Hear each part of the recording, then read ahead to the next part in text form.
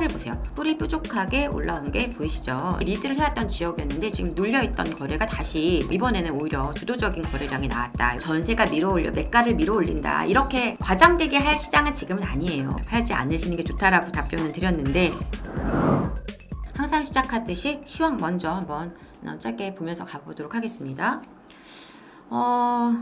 서울 총 매매 거래량 지금 이제 12월달 지금 현재 집계된 게 1602건입니다. 굉장히 고무적이라고 봐요. 왜냐하면은 지금이 이제 1월 16일이니까 아직 15일 정도의 추가적인 어떤 그 데이터가 더 집계될 수 있는 시간이 있거든요. 그래서 11월에 비해서 그래도 나쁘지 않을 것 같다라는 생각을 좀 하게 됩니다. 그래서 일단 거래 오늘 집계한 것으로 봤을 때 거래 흐름이 그렇게 나빠 보이지 않는다. 근데 여기에다가 살을 좀 붙여서 보도록 할게요. 구별 거래량을 보시면 뭐 노원구가 지속적으로 제일 지금 상위 거래로 가고 있었는데 1월 가면은 바뀌기는 한데요. 뭐 아주 의미 있는 어떤 데이터라고 지금은 너무 집계된 데이터가 1월에는 뭐 몇백 건밖에 안 되기 때문에 의미는 없다라고 판단을 하고요. 제가 요거를 그래프를 한번 그 엑셀표로 한번 또 엑셀 그래프로 한번 또 보여드리도록 할게요. 뭐 사실 아주 뭐 대단한 어떤 변화가 있다 이렇게 얘기 드리기는 좀 어려울 것 같아요. 그런데 지금 중요한 체크할 사항은 있습니다. 보시면 제가 뭘 보여드리고 싶어서 그러냐면요. 지금 이제 11월하고 12월을 비교해 보시는 게 중요한데, 자, 강동구를 한번 봐보세요. 강동구가 지금 뿔처럼 뾰족하게 올라와 있는 거 보이시죠? 예, 강동구입니다. 이게 지금 강동구가 이렇게 뾰족하게 올라와 있어요. 그리고 또 어디가 그런 모습이냐? 예, 광진구가 또 약간 뿔처럼 뾰족하게. 무슨 얘기냐면 11월 달 거래된 데이터보다 12월 달 현재 기준에서 거래량이 더 많다라는 의미입니다. 지금 강동, 광진이 그런 모습이 나타나고 있습니다. 구로구도 거의 유사한 어떤 수치 데이터가 찍혔어요. 아직 거래가 완전 집계가 되기 전인데 지금 그런 모습이에요. 자, 그 외에 이제 조금 더 체크해 보실 만한 지역이 어디냐면 이제 여기 마포가 그렇습니다. 마포가 이렇게 뾰족하게 위로 올라오진 않았지만 각을 딱 그려주고 있죠. 그래서 이거 무슨 얘기냐? 11월 달하고 12월 달하고 거래량 현재 스코어 비슷하다라는 얘기입니다. 서대문구도 뿔이 올라왔네요. 서대문구도 뿔이 올라왔어요. 서초구는 좀 밋밋한 모습, 성동구 좀 밋밋한 모습. 그리고 가면은 이제 송파를 보세요. 송파 뿔이 뾰족하게 올라온 게 보이시죠? 네, 제가 무슨 얘기 드리고 싶은지 여러분 잘 아실 겁니다. 네, 지금 현재 이 거래 데이터를 보시면은 제가 여기에도 따로 준비를 했는데 이렇게 뿔이 뾰족하게 올라왔다라는 건 뭐냐면 현재 수준에서도 이미 지난 달보다 그 구는 거래량이 더 많았다라는 거죠. 그러니까 거래 흐름이 조금 더 좋다라는 얘기를 할 수 있겠는데요. 지금 이제 요거는 구별 거래 세대 대비해서 거래량을 비교해 본 것인데, 여기에서도 보면은 지금 여기 송파를 보시면 확실히 이제 조금 차이가 나는 걸 확인하실 수 있을 거고요. 그죠? 그리고 이제 여기에서 데이터에서 변화가 조금 있는 곳들이 몇 곳 있습니다. 그래서 뭐 큰 변화는 아니지만 예를 들자면 강동 같은 경우가 그런 곳이죠. 강동 같은 경우가 지난 그 11월에는, 그러니까 이게 전달 거래량을 우리가 볼 수밖에 없으니까 이렇게 볼 수밖에 없겠죠. 그래서 11월에는 평균치에 못 미치는 거래가 찍혔었는데 현재 평균치보다 더 많은 거래가 강동구에서 나오고 있다라는 점이고요. 그 외에도 뭐 마포가 상대적으로 거래량이 좀 적었던 것에서 올라와주고 있는 모습. 뭐 서대문구는 계속 꾸준한 거래가 나오긴 했었습니다. 그 외에 이제 뭐 성동, 성북 이런 지역들은 거래가 좀 계속 꾸준하게 나오고 있고요. 광진구가 좀 괜찮은 거래 흐름을 보여주고 있습니다. 거래량을 보여주고 있어요. 요 데이터와 함께 지금 보셔야 될 게 이제 제가 아까 보여드렸던 거를 좀 더 심플하게 정리해 놓은 겁니다. 글씨가 너무 작아 보이네요. 그러면 제 얼굴을 좀 숨기고, 숨기지 않아도 되겠다. 이렇게. 네. 지금 보면은 강동구가 12월에 현재 기준으로 했을 때 거래가 상당히 많이 증가했죠. 11월보다 오히려 늘었어요. 근데 이게 지금 아직도 추가적인 거래량이 나올 게 있다라는 겁니다. 있다라는 거고. 자, 거기다가 광진구도 거래량이 늘었습니다. 뭐 특별한 거래가 있었던 게 아니라요. 그냥 일반 아파트 거래량이 그렇게 많이 나온 겁니다. 광진구에는 물론 조금 소형주택들 일부가 같이 포함은 되어 있어요. 그렇지만 그래도 전체적인 거래량이 늘었다라는 점. 동작구는 좀 거래에 있어서 약간의 그 소형주택들 거래량이 좀 집계된 부분이 있어서 요거는 좀 제가 패스를 할 거고요. 서대문구도 지금 거래량이 꾸준하게 많았던 지역이고, 근데 11월보다 12월이 더 많다. 자, 송파 보세요. 송파. 확실하게 거래량이 많고 워낙 거래가 많게 리드를 해왔던 지역이었는데 지금 눌려있던 거래가 다시 재기됐다라는 거죠. 그리고 이게 12월이니까 여기 역시 추가적인 거래량이 집계될 게 있다 라고 생각하시면 되겠습니다. 무슨 의미겠냐, 지금 이 송파나 강동이 갖고 있는 이 두 개 지역은 지난 2023년 초 22년 말에 거래량을 좀 주도했던 지역들이었거든요. 근데 이 거래가 다시 여기서 재개됐다라는 거예요. 그래서 이런 의미는 무엇이냐? 지난 어떤 시장하고 작년 1월 초와 비교했을 때 어떤 비슷한 흐름이 유사한 흐름이 조금 일부 나오고 있는 것이 아니냐 이렇게 판단을 합니다. 왜냐하면 이게 이제 왜 의미가 있냐면 여러분들이 다 좋아하시는 지역이고 우선적으로 관심 갖는 지역이거든요. 여기가 신축 아파트들이 모여 있거나 강동 같은 경우 그죠? 그리고 뭐 교육 여건이 우수하고 인프라가 잘 갖춰져 있고 그러면서도 어떤 향후에 송파 같은 경우에는 강남의 어떤 엔트리 역할을 하는 어떤 진입장 같은 진입로가 되는 역할을 하는 그런 곳이거든요. 여기를 거쳐서 강남 간다 이런 생각하시는 분들이 많다는 거예요. 적어도 내가 서울에다 집을 산다면 어디에 살아야 될까? 그래도 내가 강남 3구에서는 좀 강남 내에 본류로는 바로 못 들어가더라도 내가 송파에서는 집을 좀 잡아놨다가 이렇게 옮겨가야지, 아니면 적어도 송파, 강남 3구는 내가 들어가줘야지 이런 생각을 갖고 계신 분들이 상당히 많이 있습니다. 그리고 그게 당연하죠. 왜냐하면 어떤 우리가 최대치로 내가 자금을 운용할 수 있다면 가장 좋은 것을 사고 싶은 게 사람이 마음이다 보니까 그 중에서 지금 상대적으로 가격이 저렴한 어떤 지역을 찾아가다 보니 송파가 딱 걸릴 수밖에 없는 겁니다. 그래서 지금 이런 상황이라서 송파구 그런 거래량이 지금 많이 나오고 있고요. 다음 데이터를 한번 볼게요. 제가 뒤에다 놨네요. 일단 요 경기도 얘기로 한번 넘어가 보겠습니다. 경기도도 지금 나쁘지 않아요. 지금 보시면은 11월 달에 5,881건이었는데 지금 현재 5,323건. 그래서 거래가 상당히 많이 올라온 느낌이 있죠. 그래서 제가 볼 때는 11월 달 거래량을 넘어갈 것 같다라고 생각이 되고요. 현재 1월은 1,000건이 조금 넘어간 수준이긴 합니다만 아직 거래 집계된 게 워낙 적었기 때문에 이거는 지금 아직 의미 있는 데이터라고 볼 수는 없겠습니다. 그래서 일단은 경기도도 거래량 자체만 본다면 지난달보다 더 좋을 수 있을 것 같다 이렇게 판단을 좀 해볼 수 있을 것 같고요.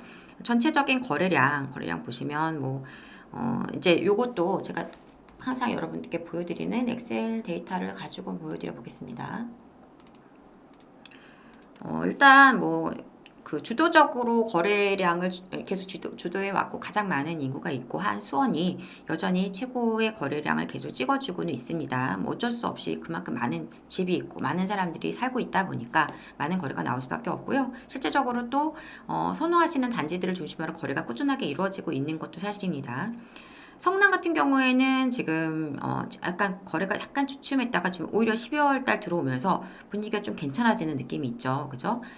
아까 우리가 봤던 어떤 뿔의 모양을 약간 하고 있다. 이렇게 보시면 되겠고. 그리고 이제 부천. 부천 같은 경우는 약간 밋밋한 느낌이 있네요. 그죠? 그리고 이제 이렇게 보시면 안산시가 거래가 좀 늘었어요. 오히려 상대적으로 늘었고요.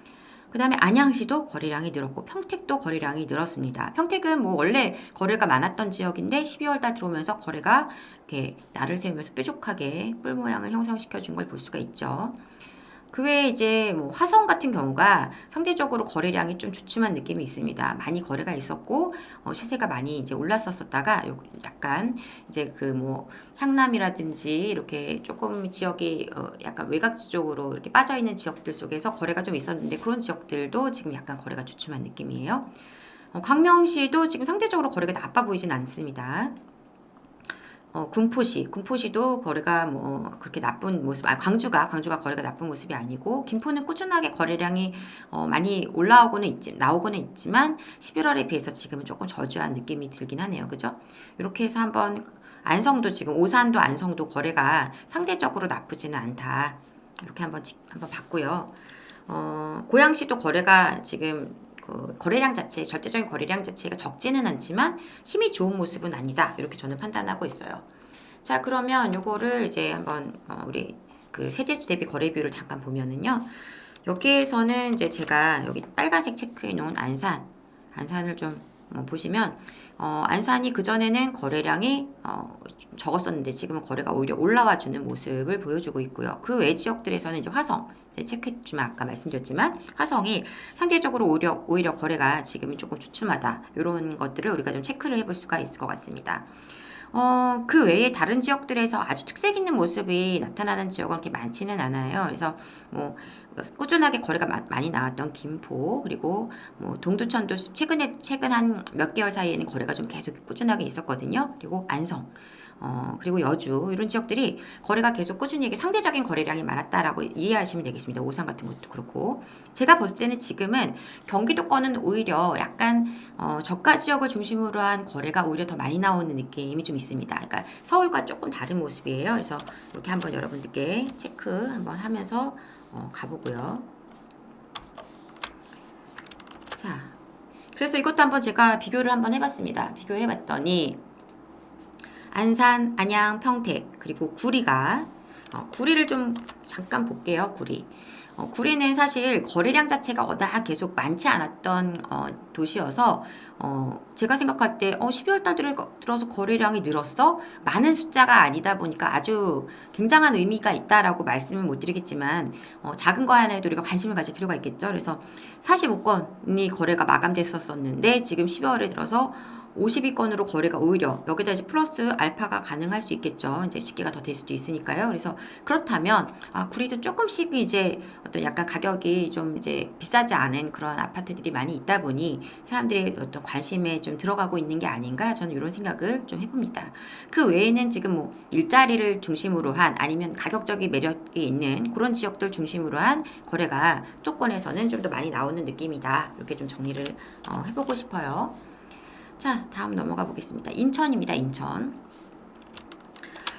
인천이 조금 12월 달 보면은 약간 부진한가 이런 생각도 전 조금 하긴 한데 좀 봐야 되긴 할 것 같아요.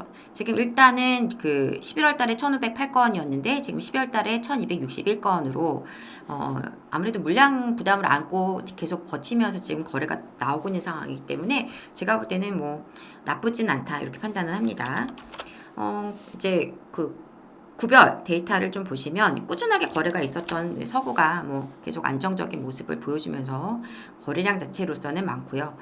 그리고 연수구가 좀 여기 뿔 보이시죠? 이렇게 뿔은 아니지만 각이 꺾인 게 보이시죠? 그래서 연수구가 상대적으로 다시 지금 거래가 조금씩 더 올라와주는 느낌은 좀 있습니다. 그러한 지역들이 있고요. 그 외의 지역들은 전체적으로 거래가 좀 주춤한 느낌이에요.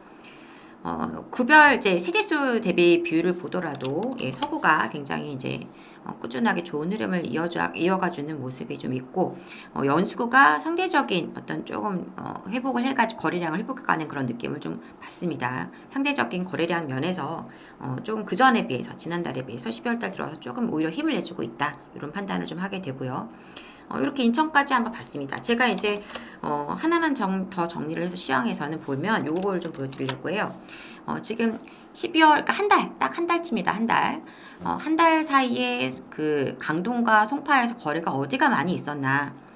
뭐 지금 이제 그 거래됐던 데이터들이 이제 그 부동산 통해서 나오는 정보들 보면은 올림픽 패밀리에서는 거래가 10건 이상 나온 걸로 알고 있어요. 근데 여기는 지금 아직 집계가 안 돼 있는 상태입니다. 리센츠도 마찬가지고요. 그래서 지금 리센츠, 올림픽 패밀리, 그리고 엘리스 이런 지금 우리가 많이 좋아하는 헬리오시티까지 해서 많이 거래가 사실 올림픽 패밀리가 좀 의외이긴 하죠. 왜냐면 재건축 아파트다 보니까 뭐 리센츠, 엘리트를 중심으로 한 그리고 파크리오 그리고 헬리오시티 그 뒤로 이제 이어가는 거래가 사실 올림픽 패밀리에서 터져야 되는데 이번에는 오히려 주도적인 거래량이 나왔다. 이런 점이 좀 특이한 건이고 올림픽 패밀리에서 어디로 거래가 전이됐냐? 올 선으로 전이가 됐죠. 그래서 올림픽 선수 기자촌에서 지금 또 거래가 좀 계속 좀 나오고 있는 상황인데 여기 갖고 계신 분들이 이제 매도를 하려고 하다 보니까 저한테 물어보시더라고요. 지금 팔까 이렇게.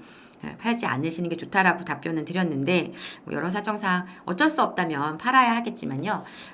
제가 볼 때는 우리가 항상 전략을 쓸 때요. 거꾸로 전략을 써야 돼요. 그러니까 많은 분들이 이제 2021년, 22년도, 21년도 특히 21년도쯤에 아니면 20년 좀 지나는 중에 좀 가격 막 올라갈 때 물건을 매수하셨던 분들이 요즘 상담 오시는 분들이 좀 계시는데 이제 고민을 하시는 거예요. 얘가 더 오를까? 지금 그냥 팔까? 이걸 정리를 할까? 이런 생각을 많이 하시는데 제가 항상 말씀드리는 거지만 확실한 상급지 이동을 욕심을 내고 움직이신다면 저는 정리하고 가는 것도 좋은 전략으로 생각을 하거든요. 그런데 그게 아닐 경우에 그냥 이 버티는 게 너무 버거워서 나간다. 그러면 우리는 계속 똑같이 움직일 때 같이 움직이고 팔 때 같이 파는 그런 악순환이 계속 연결되는 거지 않습니까? 그래서 남들이 갈 때 내가 멈추고 남들이 멈출 때 나는 가는 이러한 전략이 어떤 투자에선 더 좋은 성과를 만들어낼 수 있다. 그런 측면에서 지금 이제 좀 발빠르게 움직이시는 분들이 속박권으로 진입이 지금 진행되고 있다. 이렇게 저는 판단을 하고 있습니다. 지금이라도 늦지 않았다라고 생각하고 들어오시는 분들이신 거죠. 조금씩 가격 조정하면서 강동권도 마찬가지예요. 구덕그라시 가장 인기 있는 아파트지만 거래가 가장 많고요. 파크포레온도 지금 거래량이 꽤 많이 나왔네요. 그죠? 명일역, 솔베뉴 같은 경우에는 이제 그 고덕 일대의 아파트 거래에서 항상 뒤늦게 따라온 거래인데 이런 것도 지금 우리가 좀 관심을 가져볼 필요가 있죠. 그러니까 주요한 그라시움이나 아르테온에서 항상 먼저 거래가 주도적으로 나왔었는데 솔베뉴에서 지금 거래가 더 많이 나와줬다. 이제 더 추가적인 집계가 되어 봐야 알겠지만 롯데캐슬 퍼스트라든지 이런 아파트들의 거래가 지금 또 있는 것들을 한번 참고하실 필요가 있겠습니다. 고독스 바이파크 이런 것도 그렇고 그래서 그 메인권 거래가 주도적으로 막 끌고 가면서 막 이제 잡아가는 모습이라기보다는 저점 거래가 매수할 수 있는 물건들 좀 저가 매물들이 있을 때 사람들이 좀 들어가는 그런 양상이지 않나. 그래서 그런 지역들이 이제 가격이 급매로 나올 수 있는 매물들이 있다면 차라리 메인 급지에 조금 가격 비싼 것보다 그런 걸 잡는 어떤 모습이지 않나 이렇게 좀 판단을 해볼 수도 있을 것 같아요. 자, 이렇게 해서 간단하게 오늘은 시황 좀 짧게 정리했습니다. 핵심은 그겁니다. 지금 거래를 주도해갔던 어떤 세력들이 움직이고 있는 지역이 다시 송파다. 그리고 다시 강동이다. 그러면 이것은 결국은 또 약간 상위 급지에서 먼저 움직여주면서 또 시세를 끌고 가주는 모습이 나올 수 있다. 그런데 여기다 그냥 쓸게요. 플러스에서 이제 그 신생아 특례가 나오게 되면 이거는 좀 다른 양상을 좀 만들어낼 수 있을 거라고 저는 생각합니다. 그래서 9억 이하 이제 아파트들 중에서 우리가 접근할 수 있는 아파트들이 꽤 많이 있잖아요. 그래서 그런 지역들 위주로 해서 또 이제 어느 정도 수요가 좀 들어올 수 있는 가능성이 있다라고 보고요. 지금 이제 시장에 대해서 제가 하나 얘기 드리고 싶은 거는 그겁니다. 2023년 그 초와 그리고 지금 2024년 지금 초는 어떤 부분에서는 비슷한 색깔일 수 있지만 굉장히 다른 시장이라는 겁니다. 왜냐하면 이때 사실은 가격을 끌어내렸던 이슈가 뭐였을까요, 여러분? 2022년 하반기부터 그래서 초까지 사실 여러 가지 이슈가 있었죠. 여러 가지 이슈가 있었지만 제가 생각하기에는 이게 가장 컸다라고 생각합니다. 네, 폴라님, 금리. 네, 맞습니다. 금리예요. 근데 금리긴 금리인데 금리가 어떻게 영향을 미쳤느냐라는 게 제 질문입니다. 그러니까 제가 뭘 얘기 드리고 싶으냐면 금리가 맞아요. 근데 이 금리가 가장 치명적인 영향을 전세에 끼쳤어요. 전세. 금리가 올라가다 보니까 사실 가지고 계신 분들도 물론 진짜 우리 스타벅스님 말씀처럼 불안하죠. 불안하니까 내가 지금 이 대출 이자를 감당해서 이거 가져가야 돼라는 불안감이 있을 겁니다. 그런데 그 불안감보다 더 큰 건 뭐냐면 지금 절대적으로 아예 불가능한 거야. 내가 저 돈 내줄 수가 없어. 이겁니다. 전세 수요가 월세로 빠져나가 버린 거죠. 그죠? 빠져나가 버리는 순간 이 전세가 뭘 맞았어요? 역전세를 크게 맞았잖아요. 내가 원래는 저 집을 전세 5억에 들여놓고 이제 있었는데 임차인이 나가게 됐는데 갑자기 전세 가격이 뭐 4억이야 이렇게 돼버린 겁니다. 나는 그 돈 내줄 수가 없는데 그렇게 되면서 사실은 이 금리가 연동돼서 전세 수요를 움직였고 월세로 이동해 버렸고 그것이 사실은 역전세 이슈로 매가를 다 따라 떨어뜨리는 이유가 됐다라고 이해하시면 되거든요. 그러니까 왜 이거 얘기를 왜 드리냐면 지금 이 성북구나 성북구 같은 경우 가장 제가 볼 때는 좀 크다고 생각을 하는데요. 여기가 전통적으로 전세가 굉장히 강한 곳이고 전세가율이 높은 곳이란 말이에요. 그러니까 이번에 타격을 크게 받은 겁니다. 원래는 여기가 가격이 많이 오르지도 않지만 가격이 많이 떨어지지도 않는 지역이거든요. 근데 지금 왜 이번에 가격을 많이 타격을 입었느냐? 전세 가격이 크게 빠지면서 전세가율이 높으니까 갭으로 접근할 수 있었던 굉장히 좋은 지역이었단 말이에요. 서울 도심 접근성도 우수하고 개발 호재가 많은 지역들도 있어요. 성북구 내 많죠. 그러다 보니까 이 가격에 이 갭으로 내가 아파트를 살 수 있는 곳이 어디겠어. 그렇게 접근하신 분들이 성북구를 많이 봤어요. 그런데 그 성북구가 전세에 타격을 심하게 입다 보니까 갭으로 들고 있었던 분들이 다 타격을 받는 겁니다. 그래서 급하게 정리를 해야 되는 상황이 오신 분들이 많다라는 거예요. 그래서 그게 지금 2023년 초, 그죠? 2023년 좀 초의 어떤 모습이었다면 지금 2024년은 지금은 전세 가격이 올라가는 중입니다. 뭐 전세가 오르다가 멈췄다 뭐 이런 얘기 하시는 분도 있지만 이게 내려가기에는 굉장히 여건상 어렵다고 보고요. 그러니까 뭐 좀 올라가는 힘이 좀 더디거나 좀 약간 들오르거나 이럴 수는 있어요. 그렇지만 꾸준하게 오를 거예요. 꾸준하게 쉬어가면서도 오를 수 있고 급하게도 오를 수 있고 지역별로 차이가 있겠지만 그렇게 올라갈 겁니다. 그래서 전세의 차이가 있어요.